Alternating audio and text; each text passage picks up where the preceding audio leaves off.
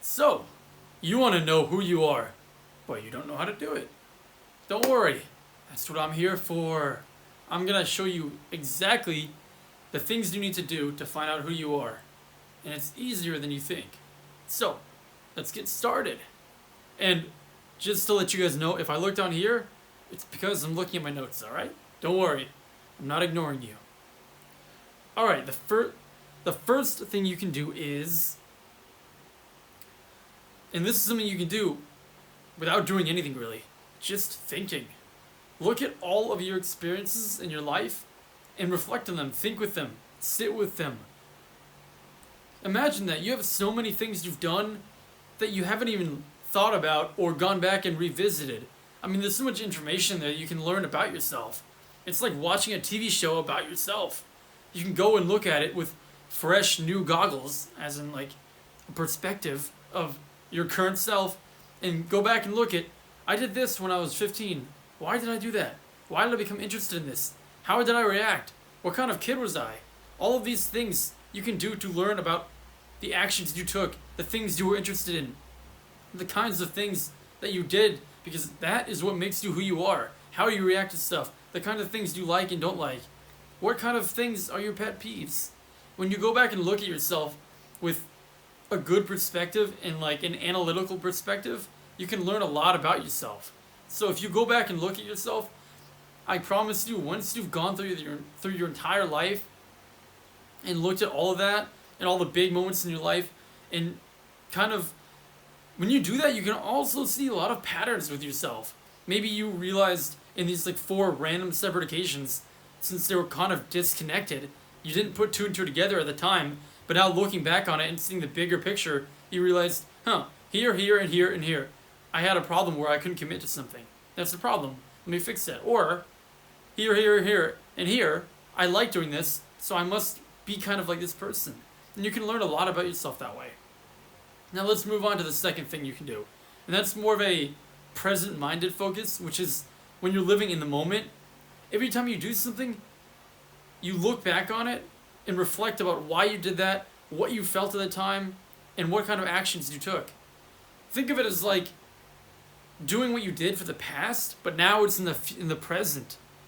Like instead of looking back on the past and trying to figure out why you did stuff and piece it together based on your memory, actively in the middle of the moment, start doing that.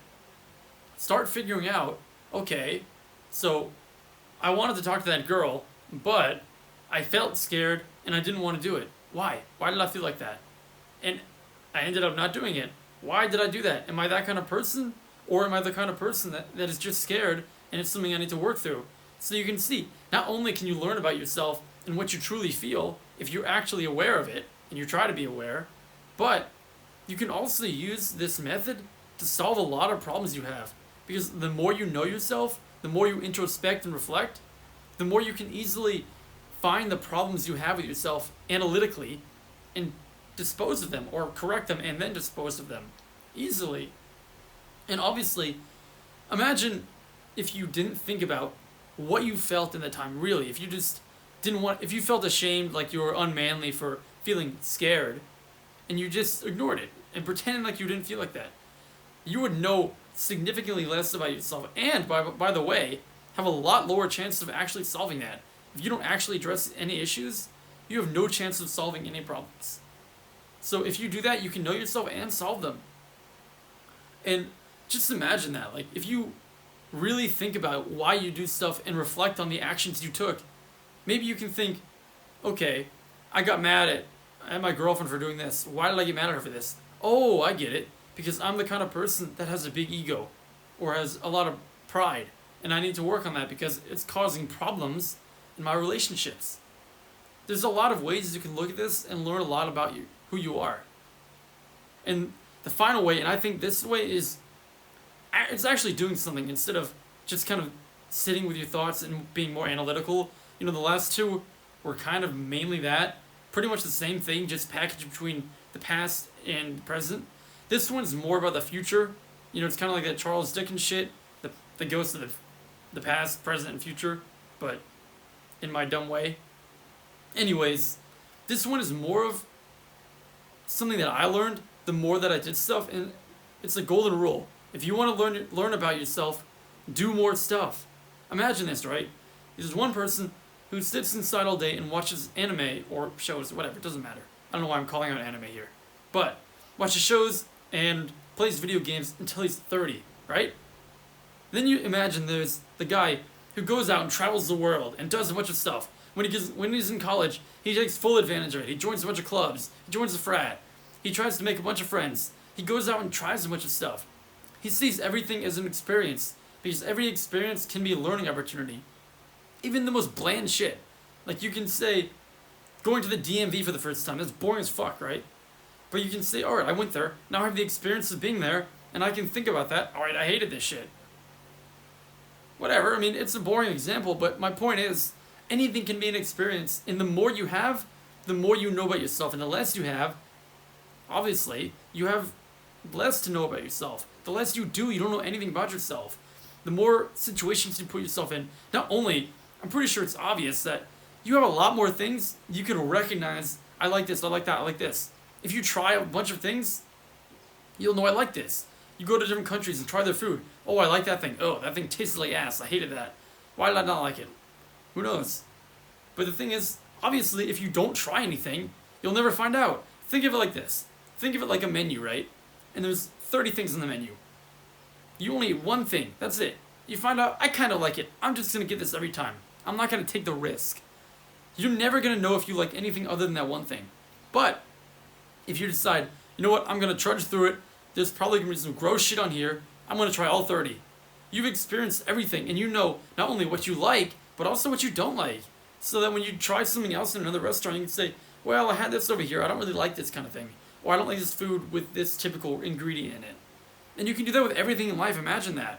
Not only can you know a lot about yourself, but you can also become more competent, you can learn more about the world, you can become more knowledgeable about the whole world. Excuse me. Anyways, you can become more knowledgeable overall, but I know that's not really why you're here. You want to know about how do I know about myself? And that's how. Do a bunch of experiences, and I guarantee you'll learn about yourself. Push yourself. Put yourself in uncomfortable situations, and you'll learn who you are. You'll learn what kind of person you are. Think about the girls example, right? If you never push yourself to actually talk to the girl, even though you're scared, you'll never know if you're actually good at talking to them or not, because you've never done it. For all you know, you could go up there and just feel really comfortable talking to them, and you could be really smooth instead of being like a complete loser like you think you will be, and like you have fear you will be. Instead of having fear and letting that control you about being looked at as creepy or weird, instead, if you just do it, not only will you feel better, I guarantee you, but you can know what kind of person you are. And honestly, what kind of person you are isn't like the end all be all. If you find out this a part of you don't like, you can change it.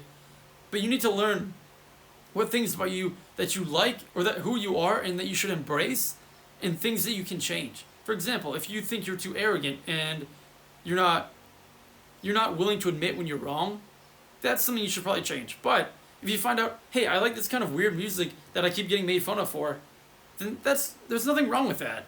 You should probably embrace that. That's something that can be embraced and can make you stand out. You know, the way that you can have an interesting personality is to just follow what you like. If people don't like you, whatever. You like what you like and embrace that. But you need to figure out in your life what things you should embrace and what things you should try to change. Really think about if they're an actual bad thing or if it's something you don't like because it makes you not normal.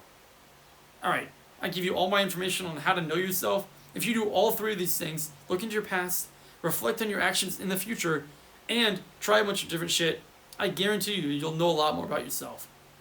See ya.